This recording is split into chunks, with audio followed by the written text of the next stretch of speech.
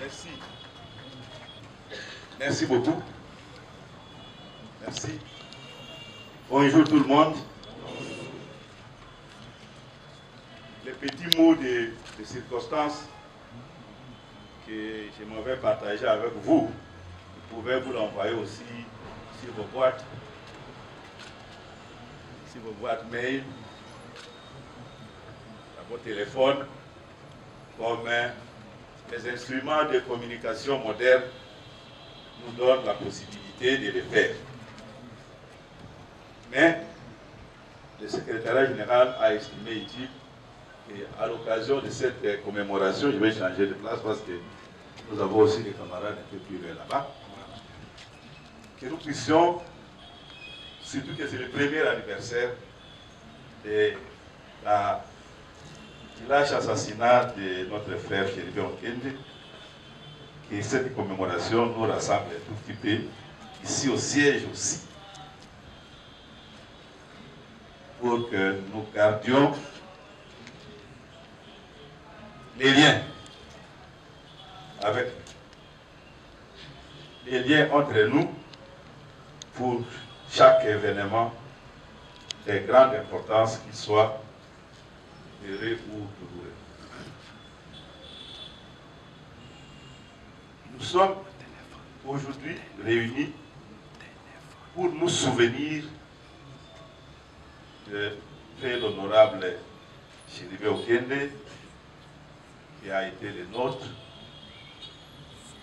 qui a servi son pays avec dignité, qui a mis au service de notre pays, la République démocratique du Congo et son peuple, les vertus que son créateur a mis en lui. Nous souvenir des faits de l'honorable Chéribé Okende, c'est d'abord un acte de fidélité. Pour dire, même si nous ne le voyons plus, nous croyons que là où il est, lui nous voit. Et en nous regardant faire, en nous regardant vivre, il se rend compte que nous ne l'avons pas oublié. Nous n'avons pas oublié d'intégrer à notre patrimoine la part qu'il a laissée. Ce patrimoine, aussi bien matériel qu'immatériel, qui nous aide à mener le combat, le noble combat qui est le nôtre pour la libération de notre pays. C'est d'abord ça, c'est d'abord un acte de fidélité, un acte de reconnaissance, que ce qu'il a fait au milieu de nous, nous ne sommes pas prêts à les jeter à la poubelle, nous ne sommes pas prêts à l'oublier. Nous souvenir de notre défunt frère Chéribé Okende, c'est aussi une sorte de prière, c'est aussi une prière. Une façon de dire à Dieu, donne-nous le courage que tu lui as donné, pour que nous aussi, nous sachions dire non, là où nous devons dire non. Même si en face de nous, il y a des puissants. Mais quand nous estimons que ce qu'ils nous proposent n'est pas juste, que nous ayons aussi le courage que Chéribé a eu de dire non. De ne pas céder à la facilité et dire non tant que c'est ce non-là qui est vrai. Nous devons donc garder un souvenir intact de notre défunt frère et garder pour nous l'exemple du courage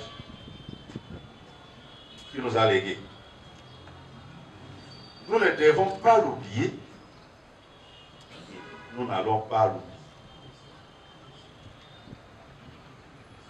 Nous ne pouvons pas l'oublier.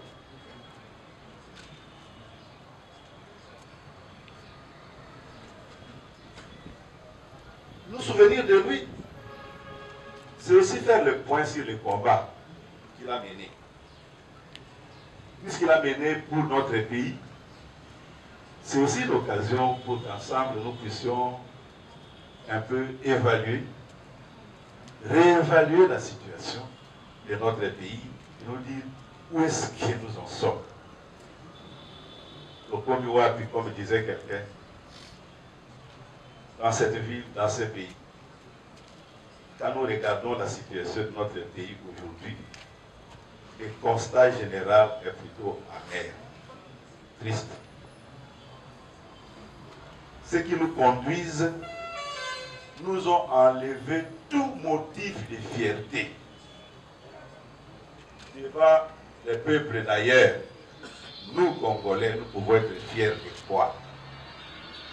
Tu te trouves devant un Tanzanien, devant un Malien, devant un Tunisien,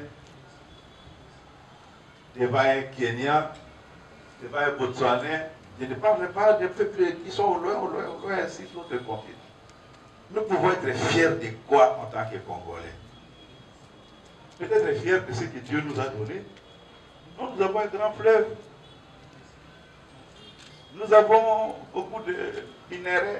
Nous avons une diversité de peuples. En tout cas, si on peut être fier de quelque chose, peut-être c'est que le Seigneur lui-même a créé et placé dans ce pays. Mais comme homme, personne humaine, nation aujourd'hui, sous l'autorité de ceux qui nous dirigent aujourd'hui, de quoi pouvons-nous être fiers? La question est posée. Si on amène un étranger ici chez nous, la première chose qui va le frapper, va frapper son regard, c'est la saleté. On sort partout.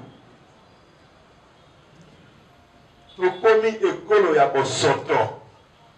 veux pas dire saleté comme on dit à Kinshasa, ça sonne un peu poétique. On sort.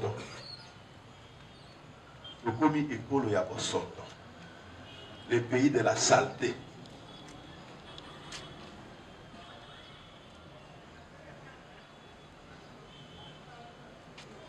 La saleté que nous voyons là, ce n'est qu'une manifestation extérieure de la saleté qu'il y a dans les cœurs de ceux qui nous dirigent. Ça part de là. On connaît l'arbre à ses fruits. Parce que les fruits, c'est la manifestation extérieure de ce que l'arbre a donné.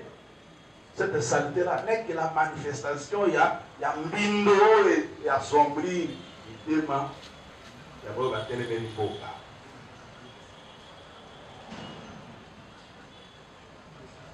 cette saleté intérieure qu'il y a dans leur cœur, c'est la plus grave. Parce qu'elle se manifeste de plusieurs manières. Pas seulement dans ma vie. Quand nous sommes allés ce matin nous recueillir sur la tombe de Frère Honorable Chérubin, sur chaque édifice appelé ici communément saut de mouton. Moi je dis, mais on peut construire un immeuble avec les sabres qui y a sur les sauts de mouton. On le dit à zéro, ils allaient coller la saut de mouton, les robes, pour mettre l'Afrique, sur une quoi. Qui va nettoyer ça? Dose la nani. Ce sont nos ennemis qui viendront nettoyer ça.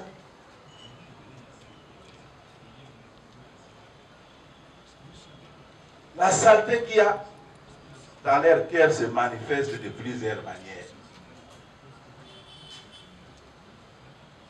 Aujourd'hui, dans notre pays, les détournements, ce qu'on appelait à une certaine époque détournements, les vols, sont devenus des termes très faibles pour qualifier le degré d'accaparement des fonds publics dont ces gens se rendent coupables.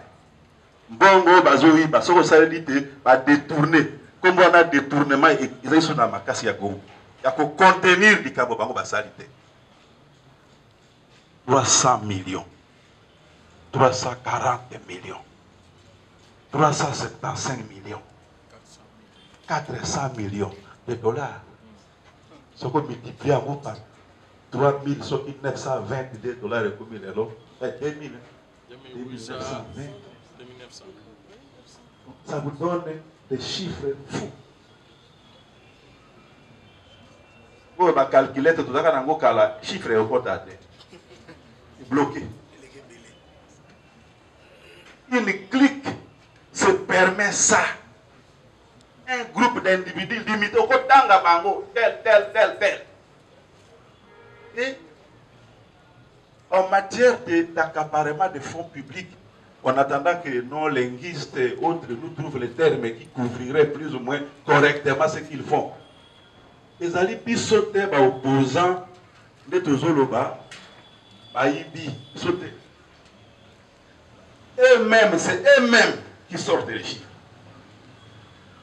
Avec des documents, avec des courriers, avec des lettres, avec... Donc c'est eux-mêmes. Ce sont eux-mêmes qui diffusent les chiffres.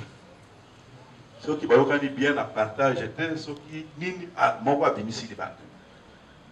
ce ne sont pas les opposants. Depuis le programme de 100 jours, en passant par Tiré Gelou, Ram et toutes les histoires, on est arrivé au jeu de la francophonie, on est passé à programme de développement de 145 territoires. Maintenant, il y a comme un lampadaire, il y a comme un forage. Donc, il n'y a que le vocabulaire qui change. Mais le comportement reste caca. Vous avez Google. Vous avez Internet. Consultez Internet. Banda Afrique, kuna na côté Tunisie, kuna ma pointe wana. Okitati la Cape de Bonne Espérance, kuna pointe au Moussous.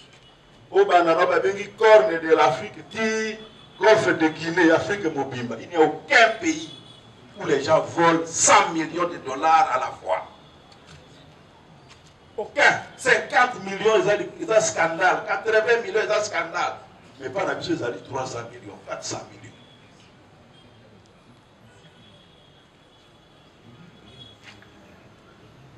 Mensonge, le gouta. Le mensonge, c'est le déni de la vérité. C'est le signe d'une grave malhonnêteté.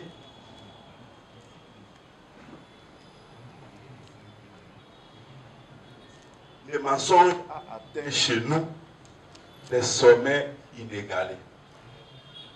Il n'y a aucun endroit où les dirigeants d'un pays mentent à leur peuple comme chez nous. Cherchez, si vous trouvez un exemple à mener, on va partager avec les autres. Non, vous commis deuxième, vous avez sous premier. Si vous trouvez à mener, il n'y a aucun pays au monde où les dirigeants mentent comme ça à leur propre peuple.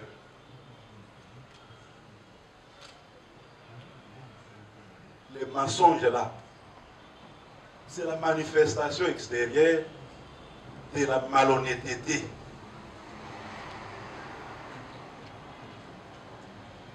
L'injustice, dans tous les sens du terme, au propre comme au figuré, injustice, sous tous les angles.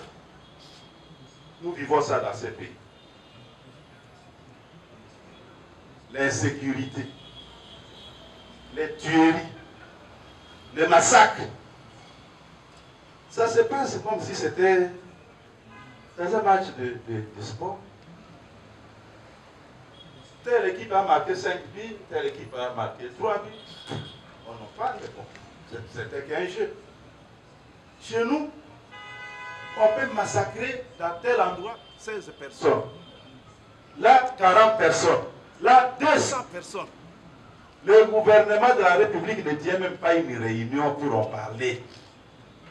On ne décide même pas de mettre le drapeau national en berne pour 48 heures. Ceux qui meurent, ceux qui sont massacrés, partent comme s'ils n'étaient que des fourmis. Comme si c'était des insectes. Leur propre gouvernement n'en parle pas. Il est même arrivé que les gens sont aussi massacrés par nos propres troupes. Souvenez-vous de ce qui s'était passé à Goma, où la garde républicaine elle-même a massacré des gens d'une église, d'une secte. Vous vous souvenez? Dans la Samba.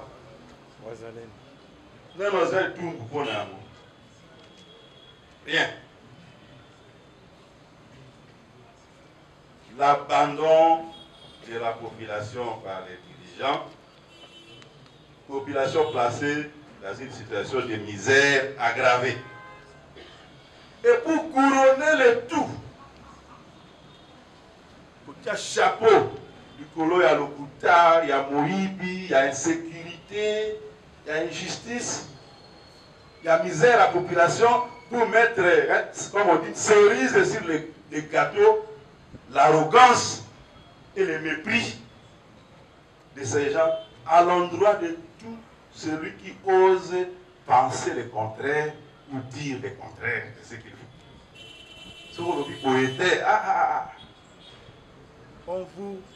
On vous prend pour l'ennemi public numéro 1.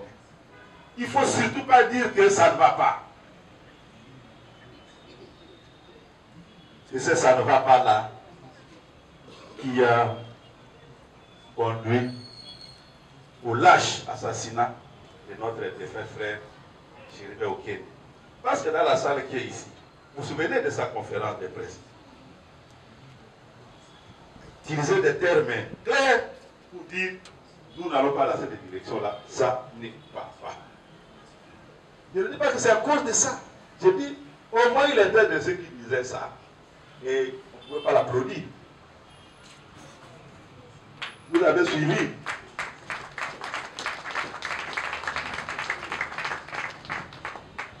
Vous avez suivi à l'occasion de la commémoration des 64 ans d'indépendance de notre pays. La plupart des non-leaders politiques ont adressé des messages à la nation, dont notre président national aussi. Aujourd'hui, j'allais m'offrir l'occasion de répondre à celui qui a vilipendé le président, qui a voulu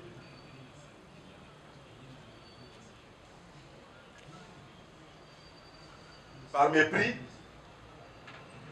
tourner en dérision les propos que le président national avait mis dans son message. C'est aujourd'hui peut-être que je pouvais répondre à M. Kabouya. Ça devient inutile.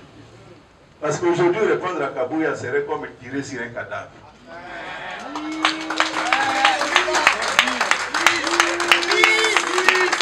Ce serait comme si je tirais sur un cadavre.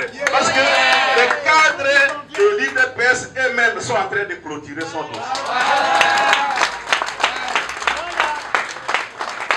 Donc ça devient inutile de mettre de notre énergie à lui répondre. L'IDPS a déjà dit par des secrétaires nationaux, par des cadres, de plus en plus ces jours-ci, pour dire que, en tout cas, il n'était pas à sa place à cet endroit-là. Et ils sont même pressés d'obtenir que la nation puisse oublier le monsieur et tout ce qu'il a pu dire au nom et pour les comptes de leur parti. Alors, pour nous, c'est déjà un dossier clos. Enfin, nous devons retenir que le peuple est en difficulté. Notre peuple est en difficulté. Il est même en danger. Parce que livré à tous les maux dont le pouvoir actuel se rend coupable. Nous n'avons pas d'autre choix que de poursuivre les combats pour libérer notre peuple et lui faire goûter aux avantages de la paix, de la justice et du bien vivre. Ces combats, c'est aussi le combat de l'honorable Mike Mukebai, qui est aujourd'hui injustement privé de liberté. Personne n'a démontré qu'il a commis une infraction quelconque. On n'arrive même pas à les juger. Et on a honte à reconnaître la bavure, sinon la bévue qui a fait qu'il soit arrêté et mis en détention. Sont des beaux marques. Mais si on peut même appeler ça erreur, comme on dit l'erreur est humaine, on peut dire la faute aussi est humaine, la bévue aussi est humaine. Que ceux qui sont responsables de cette détention se rachètent. La moindre des choses, c'est de lui rendre sa liberté. Qu'il revienne dans sa famille. Qu'il revienne mettre son intelligence au service de son pays. Ce pays a besoin que ses meilleurs enfants se mettent au travail pour les relever. Nous allons continuer les combats que nous avons menés avec Moukébaï, avec Chéribin, avec tous nos cadres persécutés. Nous exigeons que celui qui est encore en vie nous soit rendu libre. Mike Moukébaï. On a déjà payé un lourd tribut en perdant une personnalité comme Chéribin Okiédi. Ce pouvoir n'a pas besoin que toutes les familles des victimes, toutes les communautés dont sont ici les victimes, toutes les organisations politiques blessées par leurs ignorent des actes se radicalisent. Ce ne serait dans l'intérêt de personne.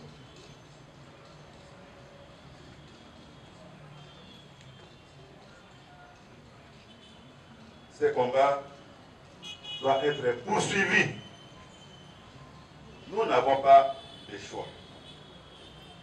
Nous ne pouvons pas nous contenter, nous qui sommes là aujourd'hui, d'un semblant de liberté.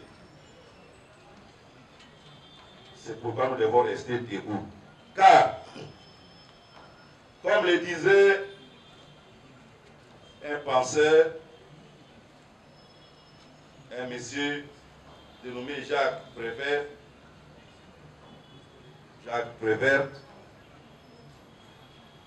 tant que la vérité n'est pas libre,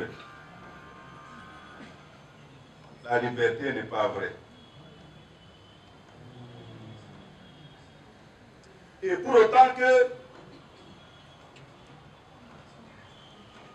nous n'avons pas la liberté, nous n'avons pas de vraie liberté,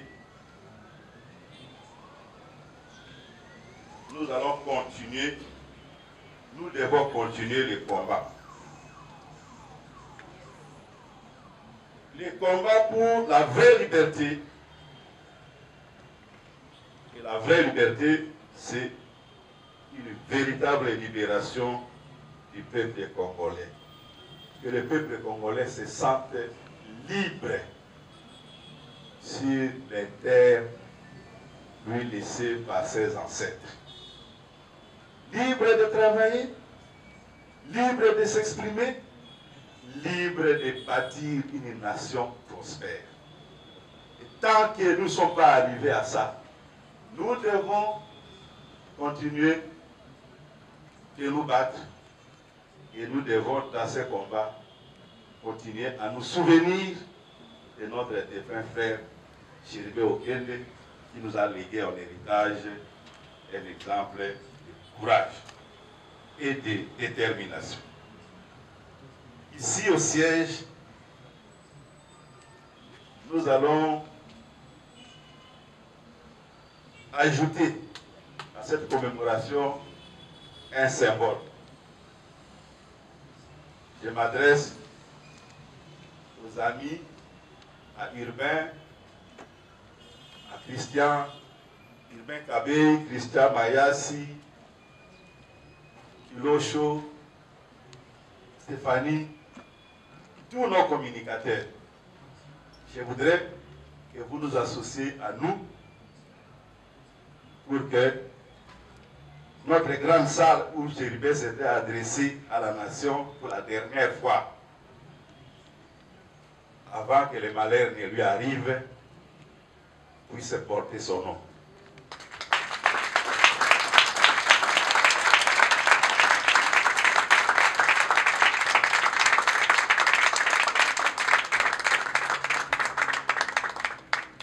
Voilà, une fois nous l'avions fait en mémoire de Frère Pierre Lumbi, qui nous définissions dans notre organisation comme notre stratège. Nous avons dit la stratégie servante au niveau politique et la salle de réunion. Frères et sœurs, chers amis, chers camarades du parti, un petit mot que j'ai voulu partager avec vous. Pour que, quoi que nous fassions, quoi que nous vivions, que nous sachions que nous sommes dans une marche.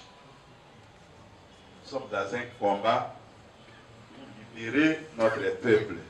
Quand nous parlons du peuple congolais, nous parlons de nos parents, de nos frères et sœurs, de nos enfants, pour nous les vieux, de nos petits-enfants et des autres qui vont venir après. Quand vous aussi vous aurez des petits-enfants, il faut que ces générations futures trouvent un Congo digne où il fera bon vivre. C'est ça l'autre Congo auquel nous aspirons lorsque notre président national, l'honorable Moïse Katumbi Chapwe, nous exhorte à accepter qu'un autre Congo est possible. Nous devons y croire et nous devons chacun de nous verser un peu de sa sueur pour que ce Congo possible devienne un Congo vrai. Je vous remercie.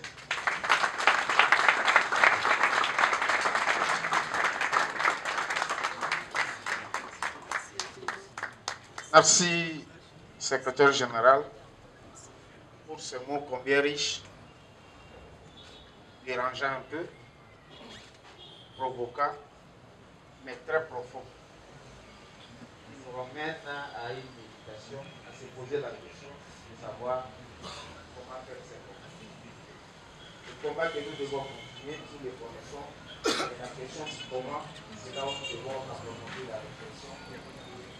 En position, en détail, on ne peut pas faire quelque chose ensemble comme pour les partisans de l'Assemblée nationale de Congo.